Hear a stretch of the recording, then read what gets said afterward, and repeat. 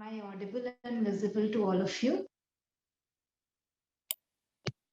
Yes, I can hear you and see you. Awesome, great. So if I'm not audible to someone, please write it down in the chat box, just in case that's the case. Oh, awesome. I think I'm audible to everyone. Okay. So we'll begin today's session. Keep your back and neck straight, sit comfortably. And when you feel ready, very gently close your eyes.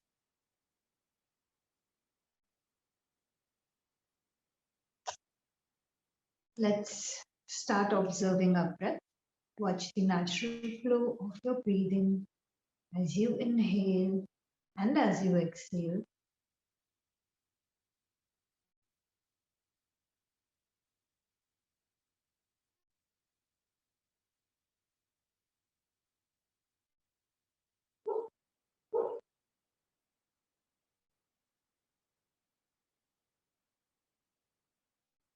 Now slowly shift your attention to your body. Become aware of your posture. See if you need to make changes in your posture. Adjust your body so that you are more relaxed. Your spine should be straight. Face, neck and shoulders should be relaxed.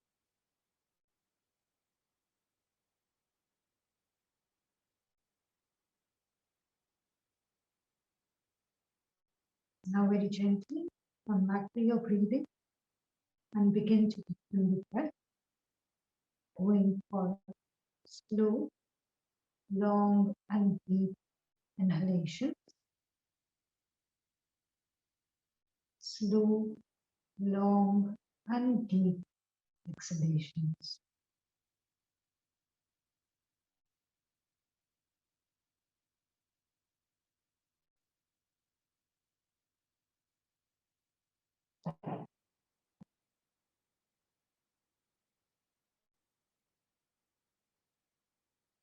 Allow your breath to deepen.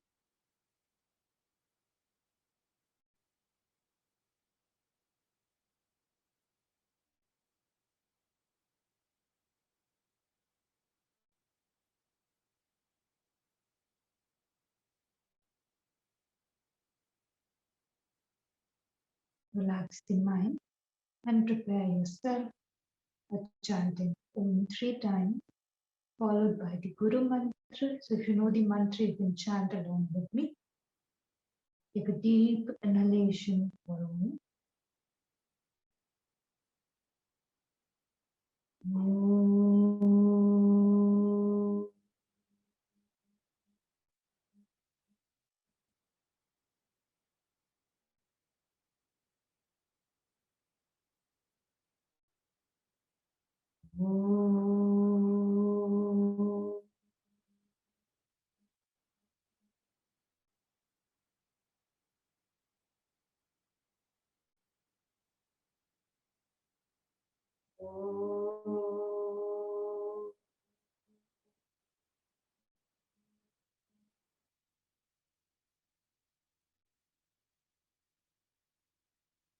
Guru Brahma, Guru Vishnu, Guru Devo Maheshwara, Guru Sakshat Parabrahma, Tasmai Shri Gurave Namaha. Tasmai Shri Gurave Namaha. Tasmai Shri Gurave Namaha. Inhale deeply for Om.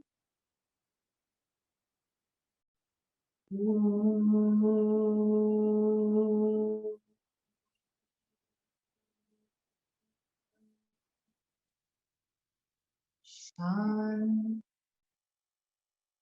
Shanti.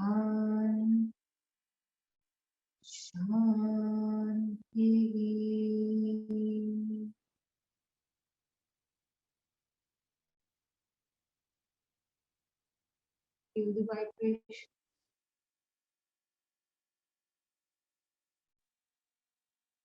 Join your palms together. Rub your palms together. Place your palms on your eyes. Very slowly while blinking and with palms. Begin to open up your eyes. Coming back to smile on your face. Let us begin our session for today.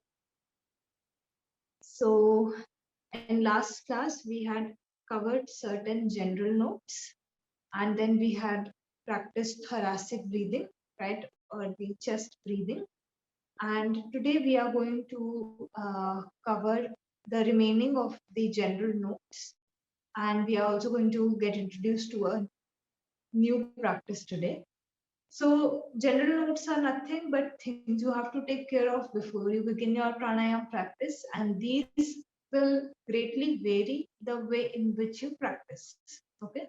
So last time we had covered a lot of points varying from the place of practice to the time of practice, and when we can eat the food, when we can, bathe, right?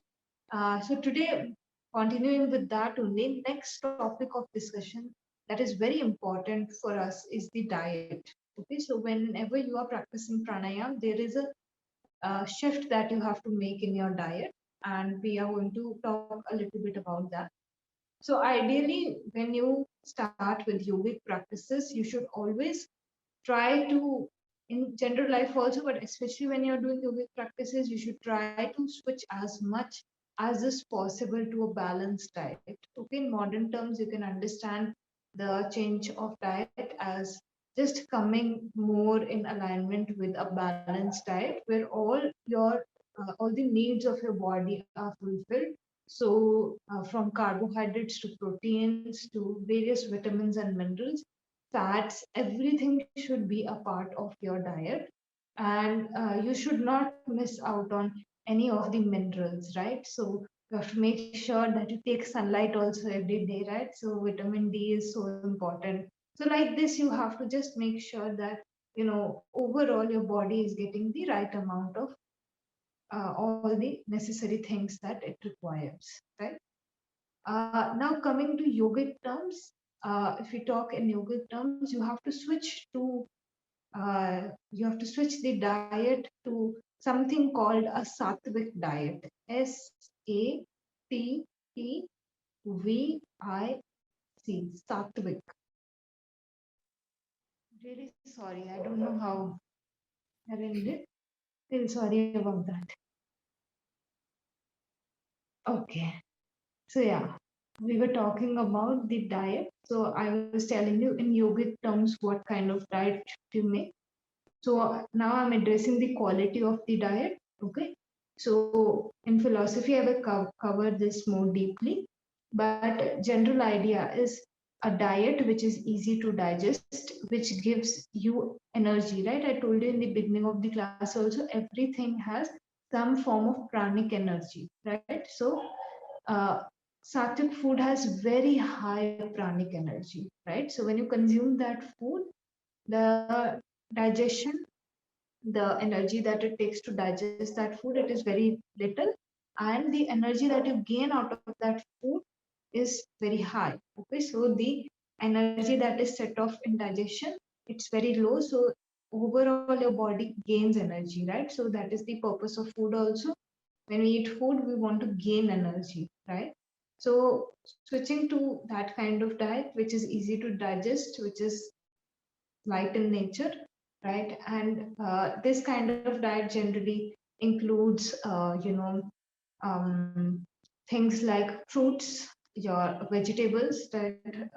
Boiled vegetables, right? Or very lightly cooked, right? Not too many spices, just with the apt amount of things that you require to add in those vegetables. Vegetarian food overall is considered to be sattvic in nature, right? Unless and until you just mix a lot of spices in that also and change the quality. Generally, vegetarian food comes under the category of sattvic food. So again, I'm not asking you to change your diet. Whatever is feasible for you, you guys can do that so that you gain the maximum out of the class. Okay?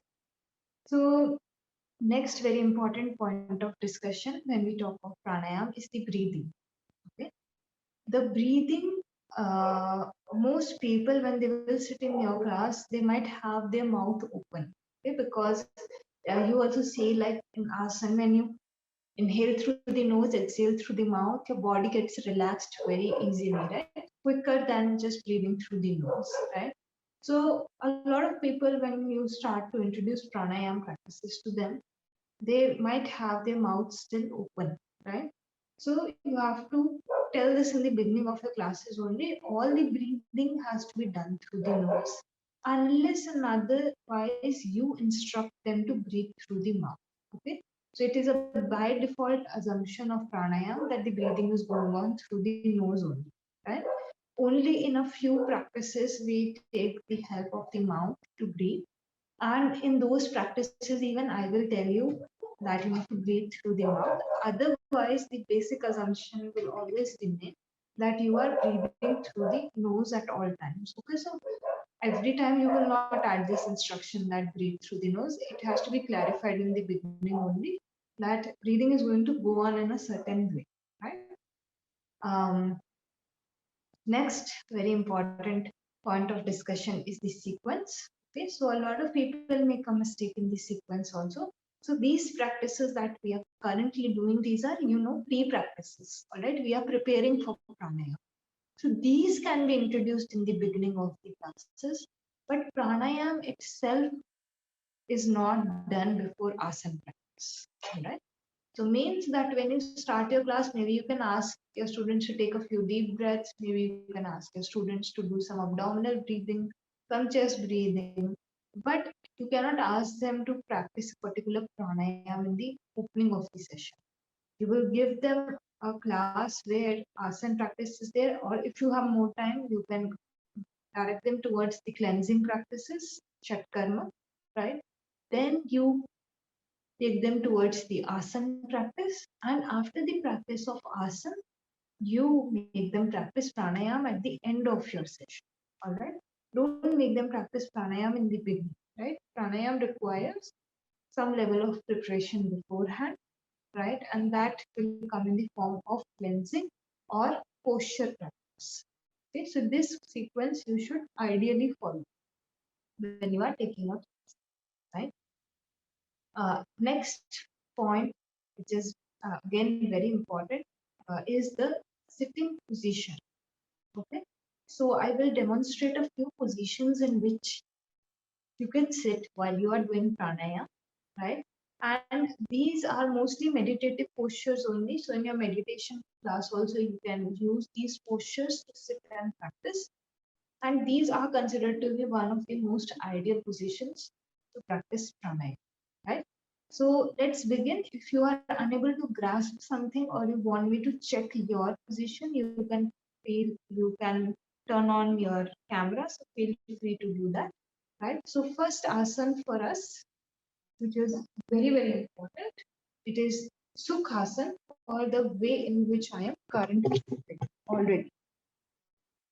Right? So this, the cross-legged position where both of my feet are under my thighs. Right?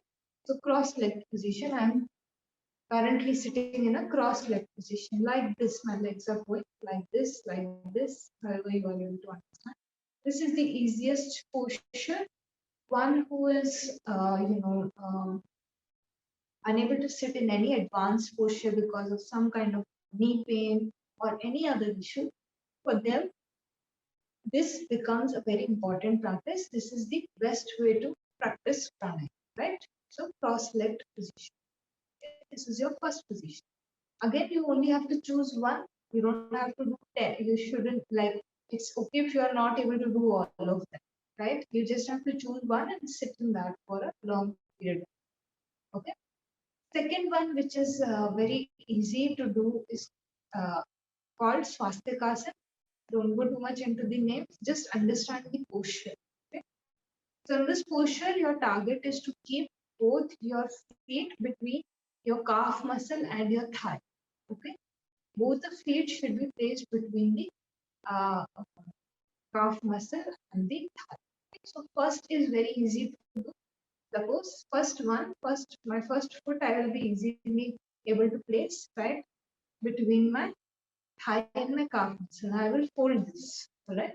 Now when I fold this, I have to take the other foot from below, right, and take it out from here.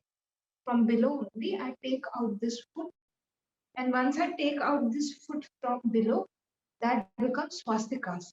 Okay, so I will show you one more time. Okay, what you have to do is essentially you have to grab the first leg. It could be any one, right or left, whichever one you prefer. Place it in between your thigh and calf muscle. Right now, when you begin to close the leg, right, so that the first foot is placed between the calf muscle and the thigh, you have to bring the second foot from down. So lift your knee up slightly, bring the foot from down.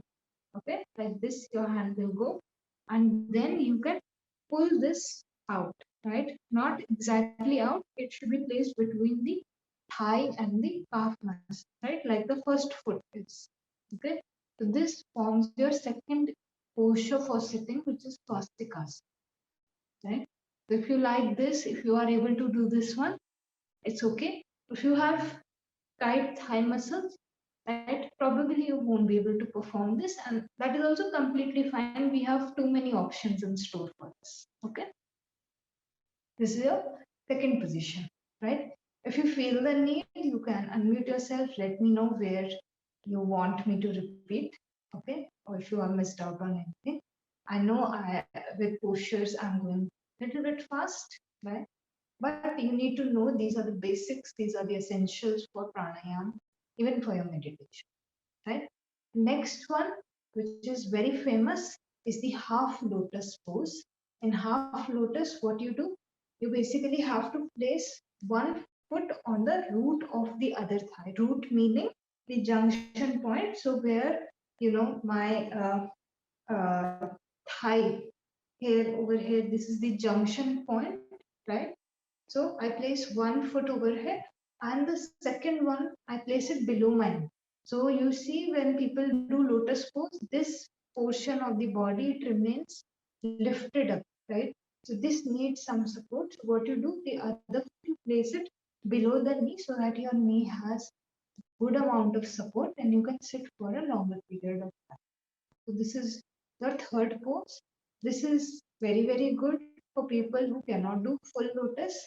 And this is actually one of the very close to one of the ideal positions for pranayama practice, which is full lotus pose. Okay, like this, you can sit, you can place your hands however you like, you can place them palms facing upwards. That is totally up to you.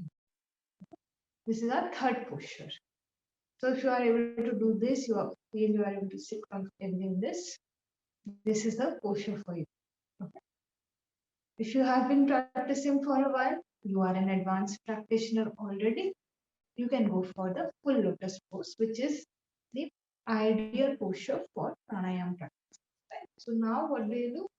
You, like the first foot, you have placed it on the root of the other thigh. The other leg, you will cross it and you will get this up and up. Right? So now both of my feet, they are placed on the root of the opposite thigh. This is your lotus pose. Okay. So this becomes your lotus pose. Again, you can place your hands, palms facing upwards on the knees. You can gently close your eyes. In this posture, your body gets locked. It is very difficult to sit with a hunched back in this posture. Your back generally remains straight only. So this is a very, very good posture if you are able to do this. Right? Just coming to one last posture that you can do pranayama. You can go for Vajrasana, right? This is a very famous pose. A lot of people sit in it after eating their food. right? So all you have to do is you have to sit on, sit between your heels. Okay, so your knees are together from front. In this position, your palms are generally facing downwards. They are placed on the thigh, right? You roll your shoulders back. Okay, your neck remains straight, and you can gently close your eyes. Now you have to observe this thing that I am not sitting on my heels. I am sitting, I have opened up my heels and I have made space so that my buttocks can fit in between my ankles, right? So ankle flexibility is a very important key here. I will just turn around and show you this posture from behind also so that you are not confused what I'm talking about. I could have gone for this. This is not correct. This is correct. Where I'm sitting in between my heels, right? So ankle flexibility plays a major role in this. So if you feel you have any kind of ankle injury, you have, you know, knee related issues, then don't go for this posture. Okay. Even lotus posture, it will have good amount of pressure. It will give good amount of pressure on your knees. So in that case, you can just simply sit in cross-legged position. Now, what about people who cannot sit on the ground, who cannot sit in a cross-legged position? For them, first thing you can do is give them cushions. You can uh, shift their mat so that they can sit against the wall, right? Initially, even that helps to sit against the wall to keep a check on the that the spine is straight. For someone who is absolutely unable to sit on the floor, you can make them sit on a chair as well. Okay, so that becomes more comfortable for certain people and certain age groups, right? But the best position again for you is sitting on the ground, either cross-legged or in lotus pose. These are very good positions, and if you are planning to pursue yoga, if you are not doing it for any health related issues or anything like that, just to become a teacher, it will be better for you to start already, start your practice of sitting on the ground, right? Because eventually you will have to get used to it, right? When you take your sessions ahead. So this can become your beginning point for sitting practice. So this is how, these are the various sitting postures. The quality of the posture should be comfortable and stable. These are two important qualities. As long as you are able to sit comfortably and stably in either one of them, that can become your pose. All right. If there are any doubts, again, let me know. So I think I've covered the remaining of the points. Right. Mm, yeah. So next point of discussion, which is again very important, and most people miss out on this, is avoid strain. Okay? So a lot of people, what they do is they do pranayama, and because pranayama is more, I would say, it requires more level of attention to see where you have gone wrong. Most people are just practicing pranayama like that, right? And like asking, if I stretch myself too much, I will immediately get to know, I will immediately get pain, right? But with pranayama, what is happening if suppose I count for you guys, right? So you end up holding the breath somewhere more, or it's not your capacity. You cannot inhale for that amount of time, right? So you end up straining your system, you end up straining your lungs. Our lungs are very sensitive, right? So pranayama should always be done at the person's pace. Okay? So that is why you should avoid counting when you are giving your classes, okay? Because some students will have some level, some students will have another level, right?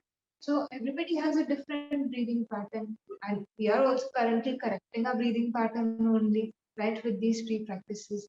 So like that, you might end up pushing someone too much, right, beyond their limit, which will harm their body, right? So just take care whenever you are introducing pranayama practices. It is a part of your instruction that there should be no strain, right? So you can brief them about this in the beginning only so that you don't have to repeat this again and again in every class. But avoiding strain is a very big part of pranayama. Sometimes our own ego kicks in. We want to hold the breath for a longer period of time. We want to reach 10 seconds of retention, 20 seconds of retention, 1 minute of retention. So what we do, we harm our system and we push ourselves to hold the breath. And pranayama is not asking you to harm yourself or to push yourself. Pranayama is saying that practice so much that it becomes normal for you, right? 30 seconds retention, it will become normal for you, right? But slowly and gradually practice. It doesn't say that on first day you have to be able to hold your breath for 20 seconds. Right? No.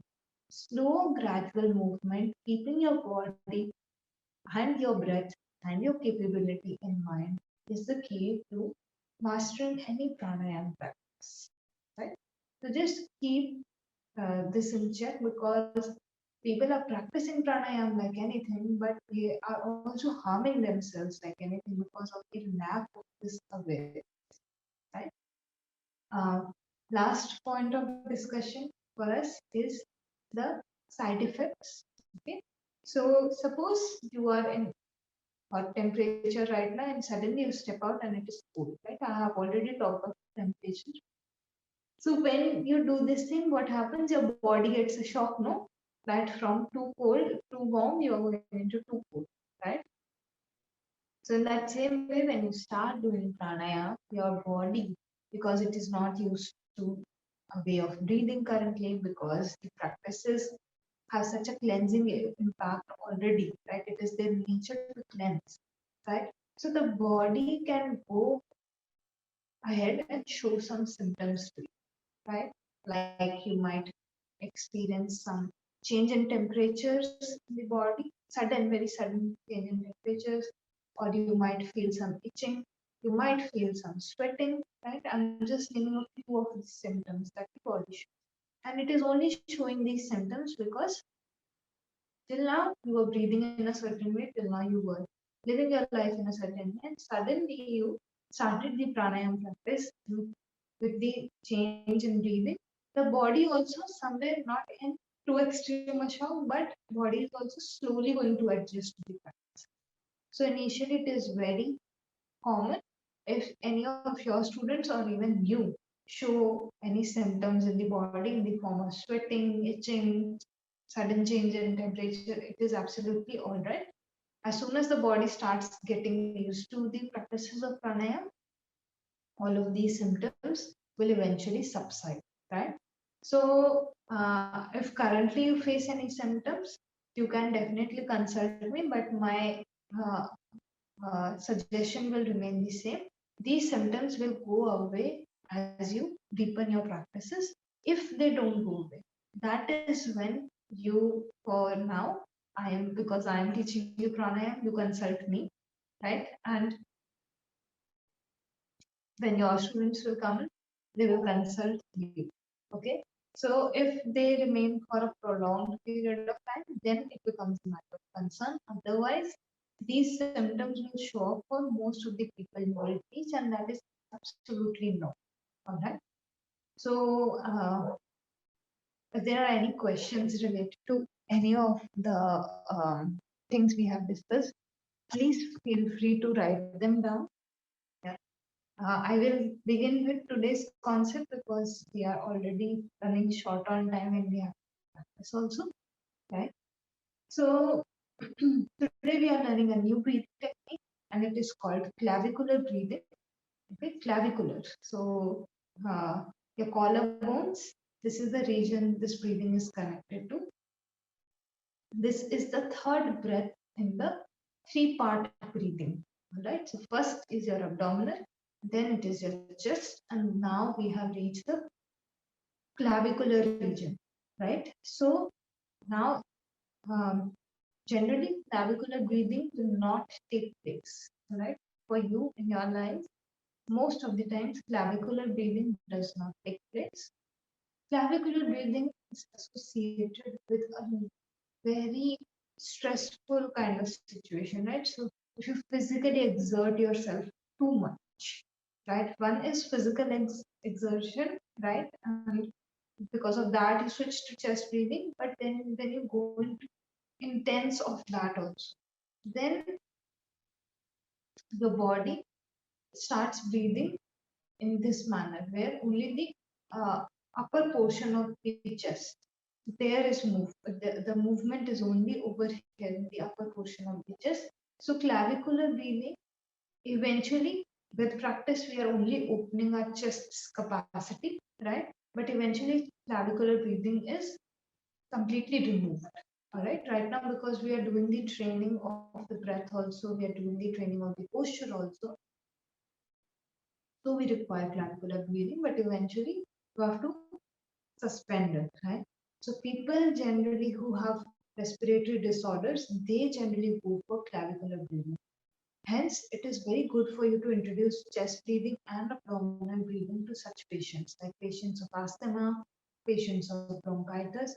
So these people, they are generally always falling short of, and that is because they are only using the upper lobes of the lung. So in previous classes, I have told you that lungs are divided overall in three lobes, at least the right side. So the upper lobes of the lungs, they get oxygenated when we do clavicular. Out of all the three breathings, this is the most stressful one, right? So abdominal breathing will require the least effort, and thoracic breathing will require some more effort, and clavicular breathing will require the most effort. So when you take the breath in and you feel you have completed the breath, right? After that, you make some more effort to take a little bit air in, right? More air. And that is when you feel a rise of collarbones, right? And eventually, when you begin to open up your capacity, you might even feel the rise in the shoulders a little bit strain in your neck, right? And it is only happening because you are making the extra effort to breathe in a little bit, right?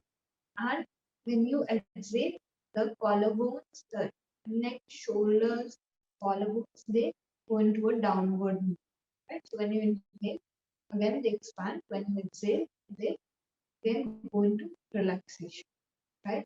So clavicular breathing, it can be like when you do clavicular breathing, generally what happens is you are not immediately able to begin breathing, right? So it happens as a conjunction to the thoracic breathing only, right? So if I just ask you thoracic breathing, you will be able to keep a check on the outward and inward movement of the chest. But clavicular breathing is not that easy to trace, and in itself, it's very rare for you to start this kind of breathing, right? So what we do first expand the chest, so we combine it with classic breathing.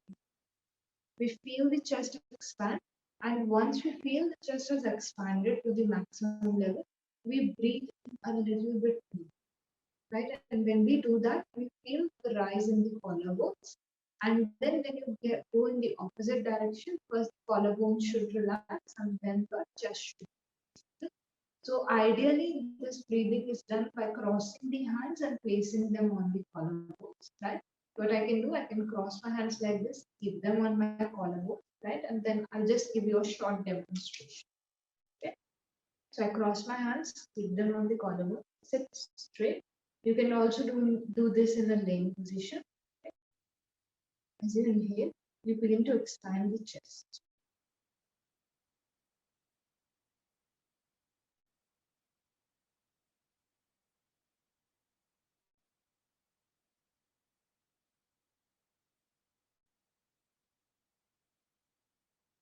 Right. So right now, when I took a breath in, it's a very subtle movement that will take place initially. Okay, so don't worry if you're not able to feel it today. Okay, or in the upcoming classes also. Clavicular breathing takes a while. Okay, for you to even understand what the movement is, what kind of movement is taking place. So when you inhale, you feel the collarbones expand, right? So there is a rise, And once you exhale, you feel the collarbones relax. It's a very subtle movement that takes place. So you need good level of concentration when you are doing this practice. Eventually, again, like I said, this practice is suspended. And even I would say that when you make your students practice this, don't make them practice too many rounds, okay? Because this is quite straining, right? So we are just doing this in order to train the breath, to correct our breathing pattern, right? And after clavicular breathing, always ask your students to practice a little bit of abdominal breathing again, because that indeed is the best way to breathe, right? So switching back is very, very important after you do clavicular, right? Which most people forget to, right? So always switch back to abdominal breathing after you introduce clavicular breathing as well. So any questions, doubts, or queries around this, around the practice, or whatever we have discussed today? Any issues? All right. Okay. If you still feel, you can definitely write your doubts down. I will be happy to address them. Right. Okay. Side effects of pranayama. Yeah. So sometimes when you start practicing pranayama, what will happen? Maybe you feel some shivering in the body. Maybe you feel sweating in the body. You might also, your body might also immediately change the temperature, right? So you might experience the change in temperature in the body, which is very immediate, all right? Not slowly, but immediate switch in temperature, right? So these become your side effects, right?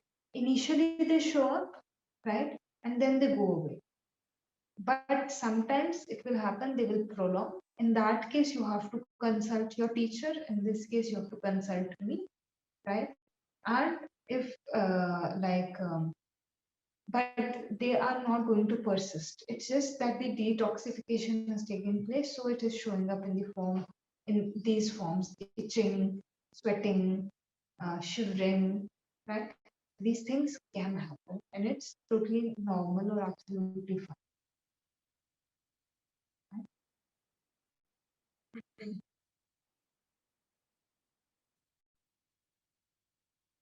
Okay.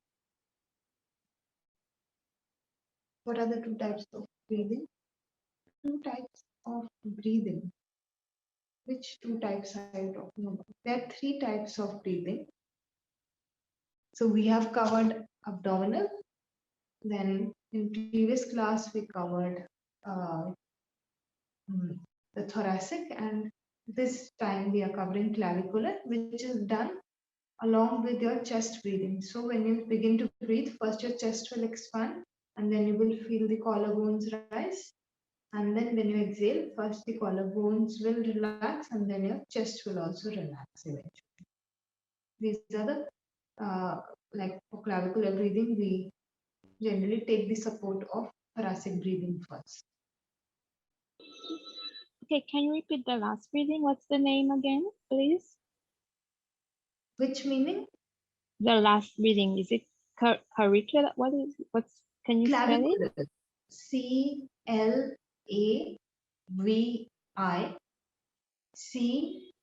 Clavicular. CLAVICULAR. Clavicular. Collarbones. These are Clavicular. clavicular. Yes. Okay, thank you. That was what I was looking for. Sorry. Which one? This was the one that I didn't understand. This one, Okay. the clavicular. Yeah, thank you. Clavicular. Yeah. Awesome. Great. So we will begin our practice for today. You can lie down on your mats if you feel the need, or you can sit comfortably. Back and neck should be straight. Okay. And once you settle yourself in the position, right? Shavasana is keeping your legs apart, hands should be away from the body, palm should face upwards, and spine should be straight. Once you get into your position, very gently close the eyes.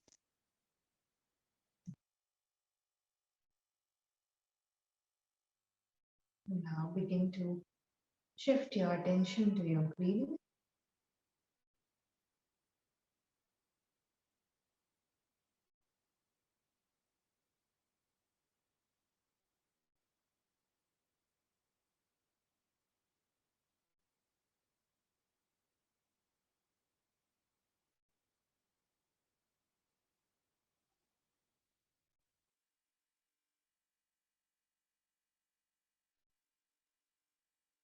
Now slowly take a moment to check your body.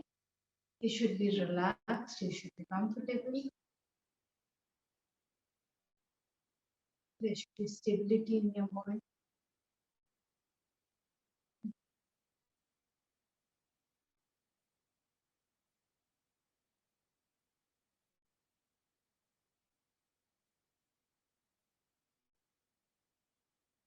Once you feel ready,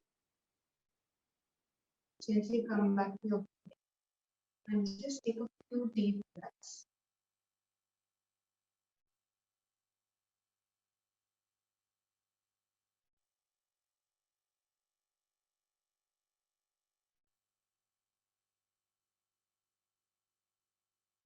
Take your breath in as out.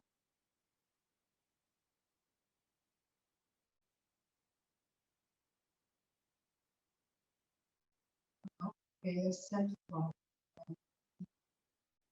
So you can choose to place one hand on your abdomen and just be aware of it while your hands are on your knees. Feel fully contract your abdomen. As you begin to inhale, feel the abdomen rise and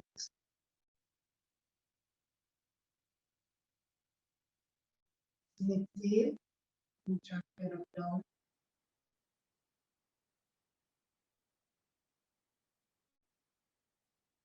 Again and again, only the same process.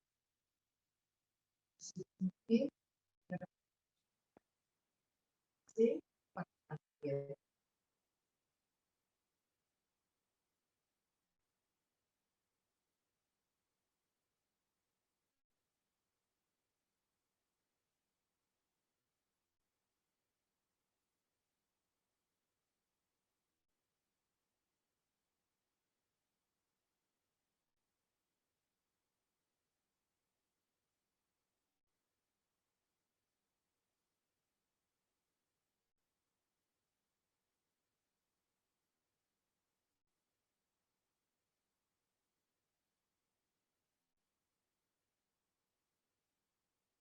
Let's deepen the breath.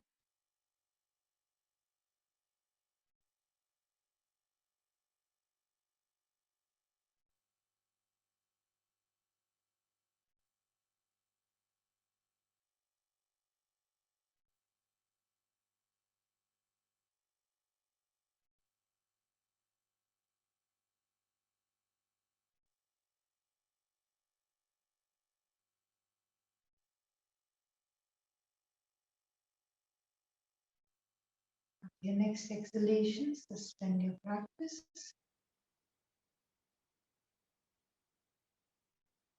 Bring the back and neck straight. Simply observe how you feel after abdominal breathing. See how much effort you put in when you were doing this practice.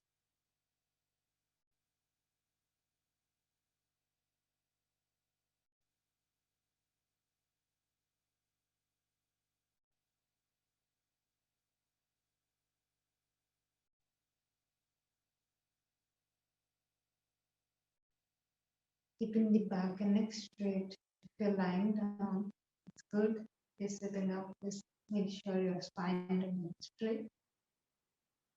We're going to begin with the clavicular breathing only. We are going to combine thoracic or chest breathing and the clavicular breathing together. So begin to first exhale fully. Now you can cross your hands, place them on the collarbones. You'll have a good idea of the chest as well. As you inhale, feel the chest rise and expand. Just to fill in a little bit more air, take the breath in and feel that rise in your collarbones.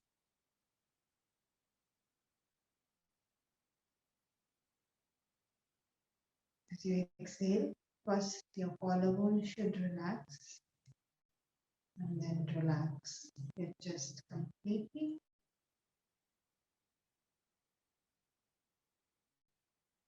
Continue the same cycle, first expanding your chest and then feeling that rise reach the collarbones.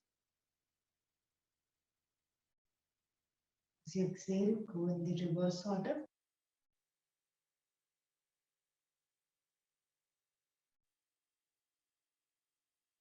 Your main focus and attention should be on your collarbone. You require good amount of awareness to feel the expansion and contraction and the upper lobes of the lungs.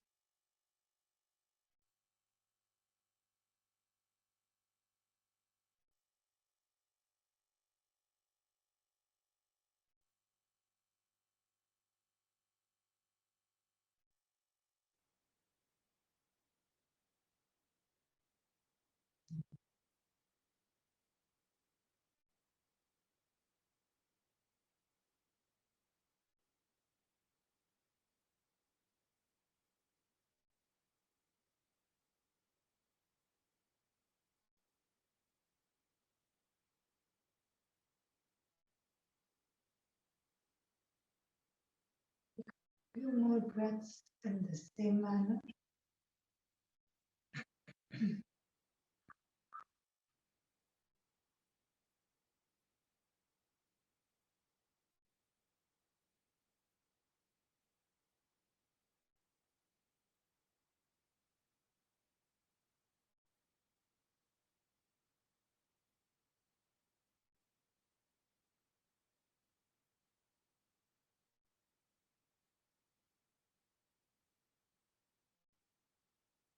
After your next exhalation, suspend your practice.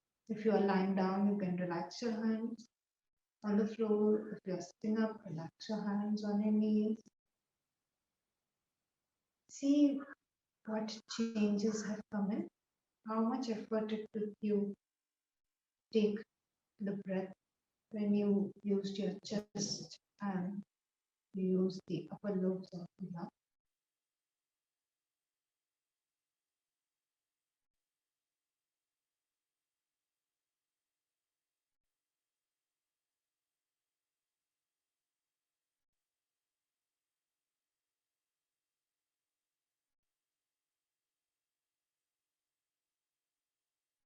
Keeping your back and neck straight, we're going to go for a few rounds of abdominal breathing again.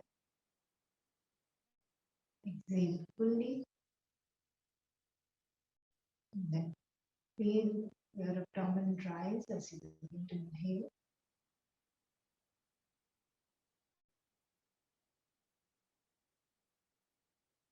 As you exhale, contract your abdomen.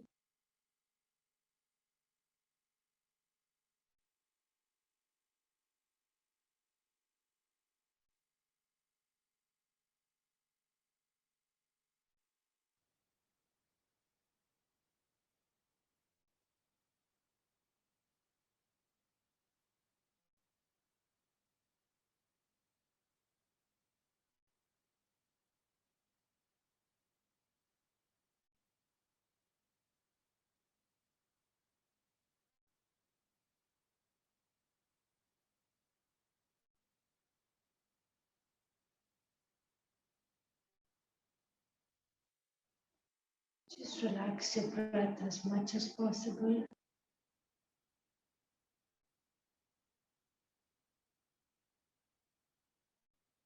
Some time to switch back to abdominal breathing.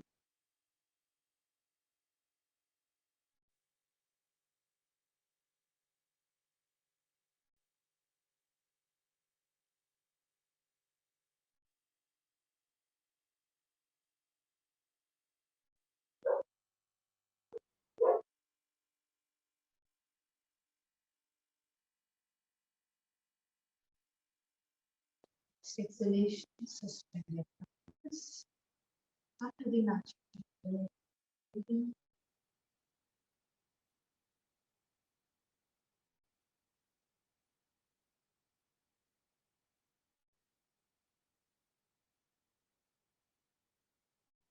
put your back and neck straight if you are lying down. Very slowly and gently begin to move the body. Move your fingers so difficult to tap. Join your legs together and turn towards the side. Pushing with your left hand, place the right hand on the back and slowly begin to pick yourself up with the right hand. Coming into comfortable sitting position. If you are also sitting straight your back, prepare yourself for closing the session. We will chant one time, followed by the Shanti.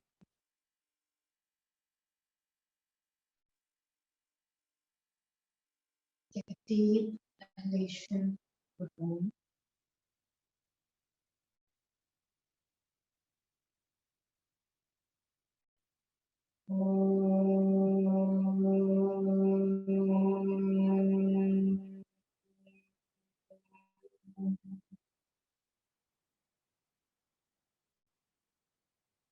Sarve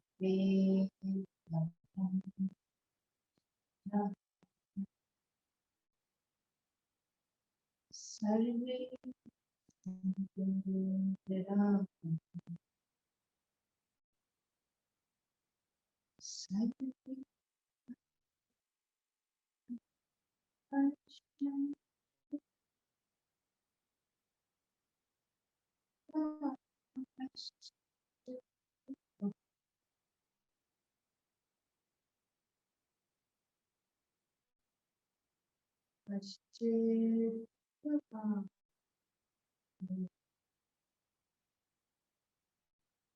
Deep breath.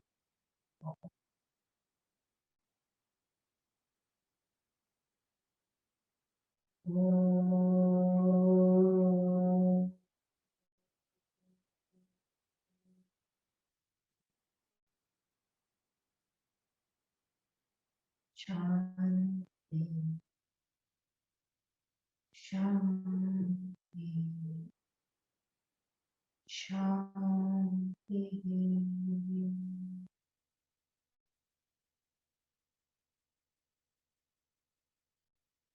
In vibration,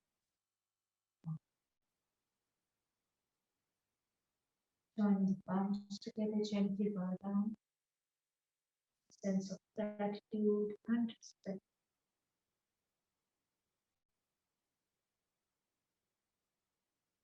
Into rub your palms together.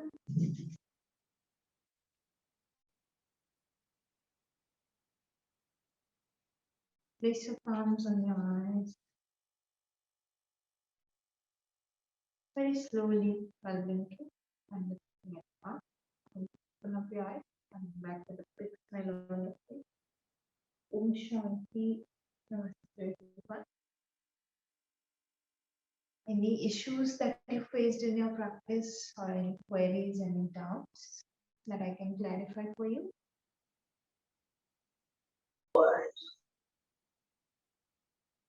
No? All right. Okay, No, guys. thank you. All right, guys. So I will see you tomorrow for our next session. Yes, Erika. No, no, I want to say nothing. Only want to say thank you. Okay, great. So I will see you guys tomorrow. Take care. Enjoy your remaining classes and bye-bye. Bye. Thank you. Bye.